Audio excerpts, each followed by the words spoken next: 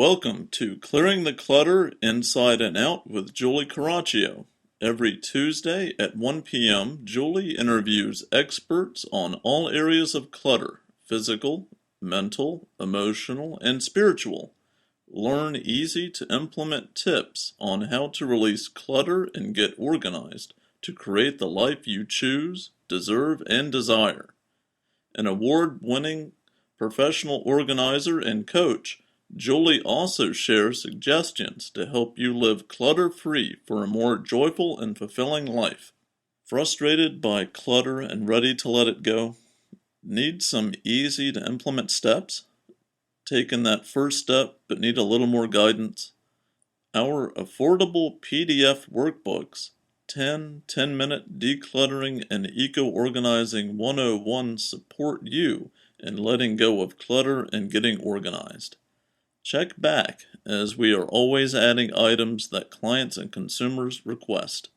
Learn more at reawakenyourbrilliance.com.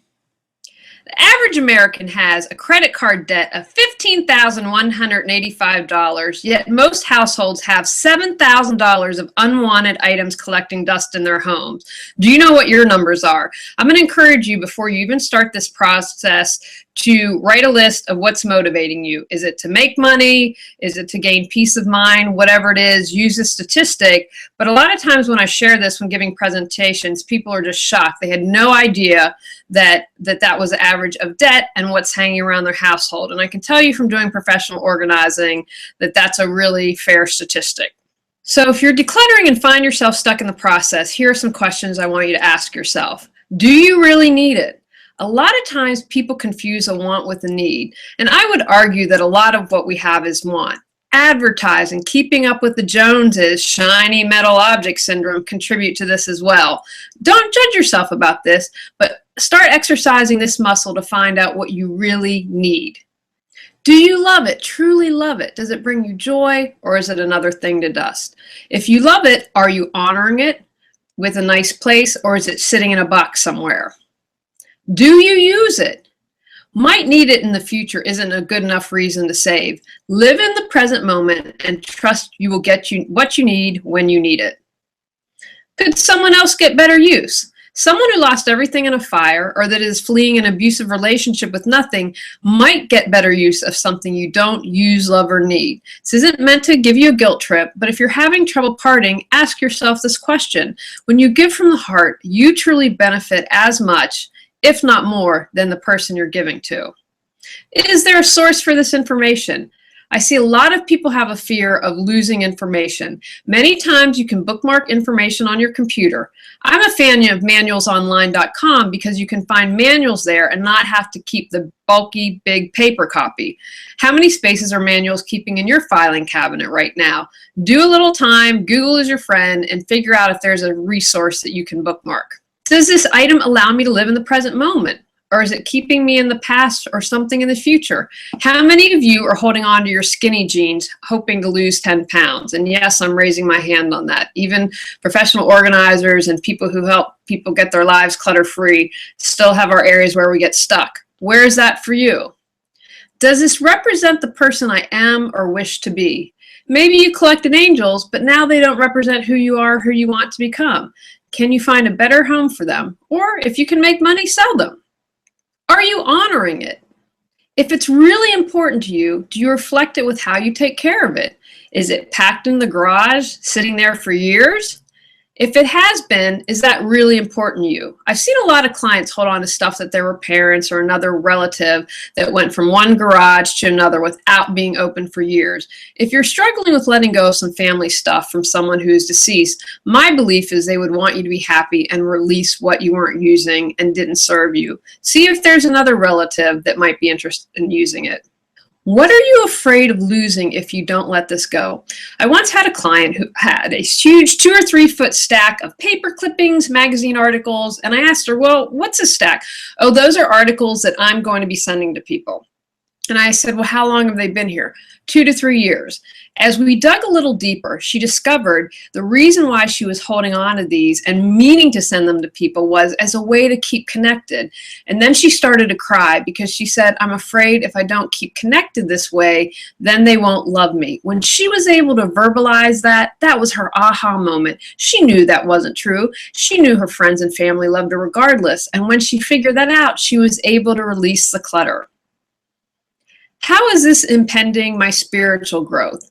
If we're so caught up in our stuff, does it give us time for meditation or practicing forgiveness or gratitude or whatever else is important? Are we buying to impress? Are we in debt because of this? Examine whether it doesn't matter if you're religious or spiritual, examine that a little more. What could you focus on if you didn't have this clutter?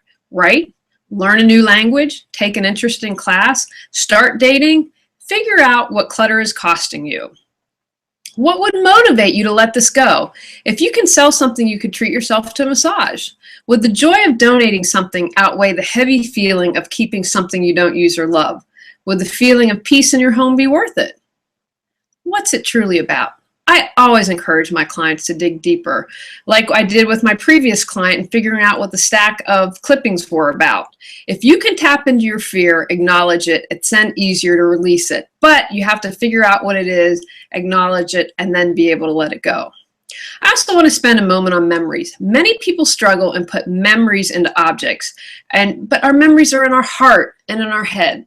When I was living in Pasadena, California, I saw Peter Walsh talk long before he was famous, and he created an aha moment for me. After hearing him talk, the next day I gave away my grandmother's once white, now gray dishes that were probably a free gift in the 50s for opening a bank account. I kept her beautiful bedroom set that was hers as a child and is now an antique. It's in our guest bedroom. Why had I been holding on to the dishes? Because they were my grandmother's. I was extremely close with her, and I had made the mistake of infusing what was in my heart and what was in my head onto the dishes. And after hearing Peter talk, I was able to realize my grandmother's in my heart and my head. She's never leaving me, even if she's deceased. So check in with how you're doing about memories and if you are placing your heart and your head onto an object. What questions do you ask yourself? Share with me and we might use it on clearing the clutter inside and out. The more you do this, the easier it becomes and the easier it will be to let go of things. Get in the habit of asking yourself these questions before buying something. Stop the clutter before it even enters your house. Make sure you're also tackling this when you're at your best energy. It takes me a while to wake up in the morning, so I would not be tackling clearing clutter early in the morning. All right, everyone, go out, clear some clutter to create the life you choose, deserve, and desire. Frustrated by clutter and ready to let it go? Need some easy to implement steps? Taken that first step but need a little more guidance?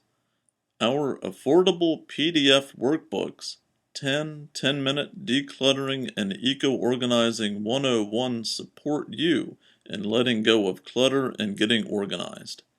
Check back, as we are always adding items that clients and consumers request. Learn more at reawakenyourbrilliance.com. Thanks for tuning in to Clearing the Clutter Inside and Out.